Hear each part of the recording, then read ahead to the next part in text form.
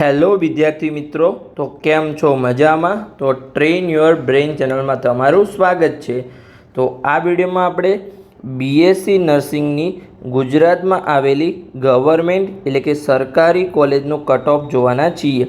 એટલે કે છેલ્લા વિદ્યાર્થીને કોલેજમાં કેટલા માર્ક્સ પર 2024માં એડમિશન મળ્યું હતું તેના આધારે તમને 2025નો આઈડિયા આવી જશે કે કેટલા મેરિટ પર મને એડમિશન મળી શકે છે. સૌપ્રથમ તો આપણે જોઈએ કે મેરિટ કેવી રીતે બને છે. તો ધારો કે તમારે જે મેન 3 વિષય છે એના આધાર પર સાયન્સના વિદ્યાર્થીઓનું મેરિટ બનશે. પહેલાં આપણે સાયન્સના વિદ્યાર્થીઓનું મેરિટ જોઈએ, પછી આપણે કોમર્સ અને આર્ટ્સના વિદ્યાર્થીઓનું મેરિટ જોઈએ. ધારો કે તમારા 3 વિષય છે, ફિઝિક્સ, કેમિસ્ટ્રી અને બાયોલોજી. ફિઝિક્સમાં તમારા 50 માર્ક્સ આવ્યા હોય, કેમિસ્ટ્રીમાં તમારા 60 માર્ક્સ આવ્યા અને બાયોલોજીમાં તમારા 70 માર્ક્સ આવ્યા. ટોટલ તમે સરળો કરશો તો 0 0 0 0 થશે. 5 ને 6 11, 11 ને 7 18. તો આ તમારું ટોટલ સરવાળો થયો 180. તમારો 3 વિષયનો જે સરવાળો થાય માર્ક્સનો 180, એને ભાગ્યા તમારે 3 કરવાના છે. એટલે કે અહીંયા 180 થયો છે તો એના ભાગ્યા 3, તો અહીંયા તમને જવાબ મળ્યો 60.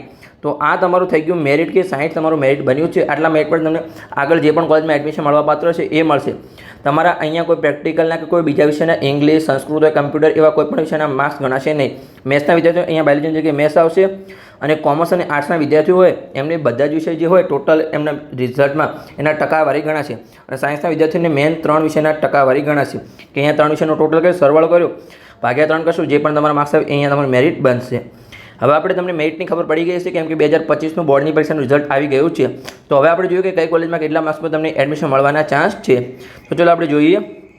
તો સૌપ્રથમ તો પહેલી કોલેજ છે બીએસસી નર્સિંગમાં ગવર્મેન્ટ નર્સિંગ કોલેજ અમદાવાદ. એમાં આપણે જોઈએ તો અહીંયા કેટેગરી લખેલી છે, અહીંયા ગર્લ્સનું મેરિટ લખેલું છે અને અહીંયા બોયઝનું મેરિટ લખેલું છે. બીએસસી નર્સિંગમાં જે પણ સીટો ભરાશે, ધારો કે કોલેજમાં 50 સીટ હોય તો 90% સીટ એટલે કે 45 સીટ ગર્લ્સ માટે ભરાશે અને માત્ર 10% સીટ જ બોયઝ માટે ભરાશે. એટલે કે 50માંથી 5 સીટ બોયઝ માટે અને 45 સીટ ગર્લ્સ માટે. તો અહીંયા બંનેનું અલગ અલગ મેરિટ આપણે લખ્યું છે. તો ઓપન કેટેગરીમાં આપણે જોઈએ અમદાવાદની કોલેજમાં તો ગર્લ્સનું મેરિટ છે 87.66 અને બોયઝનું 91 મેરિટ છે. ઈડબ્લ્યુએસ કેટેગરીમાં આપણે જોઈએ અમદાવાદની કોલેજમાં તો ગર્લ્સનું મેરિટ છે 86.66 અને બોયઝનું મેરિટ પણ 86.66 છે. પછી એસસીબીસી ઓબીસી કેટેગરીમાં આપણે જોઈએ તો ગર્લ્સનું મેરિટ છે 84 અને બોયઝનું મેરિટ છે 88.66. એસસી કેટેગરીમાં આપણે જોઈએ તો ગર્લ્સનું મેરિટ છે 75.33 અને બોયઝનું મેરિટ છે 89.66. એસટી કેટેગરીમાં આપણે જોઈએ તો ગર્લ્સનું મેરિટ છે 79.66 અને બોયઝની સીટ ભરાણી નથી કેમ કે બોયઝની માત્ર 4-5 સીટ જ છે. તો દરેક કેટેગરીના બોયઝ વિદ્યાર્થીઓને એડમિશન મળે એવું જરૂરી નથી. 4-5 કેટેગરીમાં વિદ્યાર્થીઓને એડમિશન મળી શકે છે. પછી આગળની આપણી કોલેજ જોઈએ તો કે જે ગવર્મેન્ટ નર્સિંગ કોલેજ જામનગર, એ આપણી બીજા નંબરની બીએસસી નર્સિંગની ગવર્મેન્ટ કોલેજ છે. તો એમાં આપણે જોઈએ અહીંયા કેટેગરી લખેલી છે, અહીંયા ગર્લ્સનું મેરિટ છે અને અહીંયા બોયઝનું મેરિટ છે. તો ચાલો આપણે કેટેગરી વાઇઝ જોઈએ. તો ઓપન કેટેગરીમાં ગર્લ્સનું મેરિટ છે 83 અને બોયઝનું મેરિટ છે 85.66. ઈડબ્લ્યુએસ કેટેગરીમાં ગર્લ્સનું મેરિટ છે 76 અને બોયઝની સીટ ભરાણી નથી એ કેટેગરીમાં. પછી એસસીબીસી ઓબીસી કેટેગરીમાં આપણે જોઈએ તો ગર્લ્સનું મેરિટ છે 78.33 અને બોયઝનું મેરિટ છે 84.66. એસસી કેટેગરીમાં ગર્લ્સનું મેરિટ છે 78.33 અને બોયઝની સીટ ભરાણી નથી. એસટી કેટેગરીમાં આપણે જોઈએ તો ગર્લ્સનું મેરિટ છે 74.66 અને બોયઝનું મેરિટ છે 77.66. તો અહીંયા તમે જોઈ શકો છો, ધારો કે અહીંયા 40 સીટો હોય કોલેજમાં તો 36 તો ગર્લ્સ માટે ભરાશે અને બોયઝ માટે માત્ર 4 સીટો જ ભરાશે. તો દરેક કેટેગરીના વિદ્યાર્થીને એડમિશન મળે એવું જરૂરી નથી. એટલે અહીંયા આ કેટેગરીના વિદ્યાર્થીઓને એડમિશન મળ્યું નથી. સમજ પડી ગઈ? આગળ આપણે જોઈએ કે ત્રીજા નંબરની કોલેજ જેનું નામ છે ગવર્મેન્ટ નર્સિંગ કોલેજ, જે ભાવનગરમાં આવેલી છે. તો એમાં આપણે જોઈએ કે ઓપન કેટેગરીમાં ગર્લ્સનું મેરિટ છે 83 અને બોયઝનું મેરિટ છે 90.33. ઈડબ્લ્યુએસ કેટેગરીમાં ગર્લ્સનું મેરિટ છે 80.66 અને બોયઝને એડમિશન મળ્યું નથી એ કેટેગરીમાં. એસસીબીસી ઓબીસી કેટેગરીમાં આપણે જોઈએ તો ગર્લ્સનું મેરિટ છે 80 અને બોયઝનું મેરિટ છે 84.66. એસસી કેટેગરીમાં જોઈએ તો ગર્લ્સનું મેરિટ છે 77 અને બોયઝનું મેરિટ છે 81.33. એસટી કેટેગરીમાં જોઈએ તો ગર્લ્સનું મેરિટ છે 72 અને બોયઝનું મેરિટ છે 77.61. તો અહીંયા ગર્લ્સ અને બોયઝનું અલગ અલગ મેરિટ મેં આપવામાં પ્રયત્ન કર્યો છે. તો તમને સંપૂર્ણ આઈડિયા આવી જાય. દર વર્ષે આપણે ગર્લ્સનું મેરિટ બતાવતા હતા કે સંપૂર્ણ મેરિટ પણ બોયઝ વિદ્યાર્થી કોમેન્ટ કરતા હતા. આ વર્ષે આપણે બોયઝનું અલગ મેરિટ બનાવવામાં આવ્યું છે. ભલે 4-5 સીટ ભરાણી પણ આપણે બોયઝનું મેરિટ આપવાનો પણ પ્રયત્ન કર્યો છે.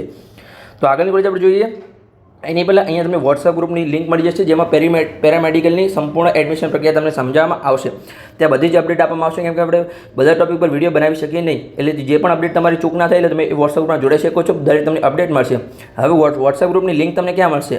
તો કોમેન્ટ બોક્સમાં જે પિન કરેલું કોમેન્ટ છે ત્યાં તમને વોટ્સઅપ ગ્રુપની લિંક મળશે. ત્યાં તમારે અવશ્ય જોડાઈ જવાનું છે. તો ચોથા નંબરની કોલેજ આપણે જોઈએ જેનું નામ છે ગવર્મેન્ટ નર્સિંગ કોલેજ, જે સુરતમાં આવેલી છે. તો એમાં આપણે જોઈએ તો ઓપન કેટેગરીમાં ગર્લ્સનું મેરિટ છે 85.66 અને બોયઝનું પણ એટલું જ મેરિટ છે. ઈડબ્લ્યુએસ કેટેગરીમાં ગર્લ્સનું મેરિટ છે 83.66 અને બોયઝની સીટમાં એડમિશન મળ્યું નથી.